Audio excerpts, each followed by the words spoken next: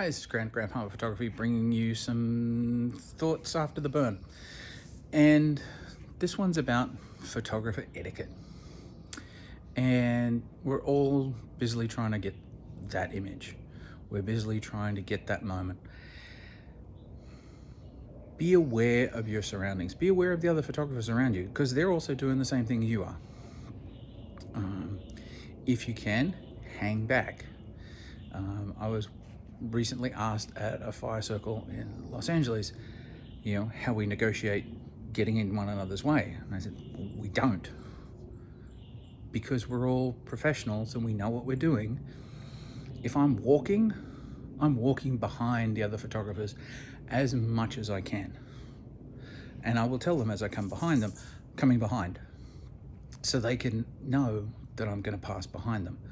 If I have to pass in front of them, I will wait until I can see that they are actively not making images. Okay? My images do not take precedent over somebody else's. I will wait until they're done, they pull their camera down, they start chimping or whatever, and then I will walk in front of them. And that's just common courtesy.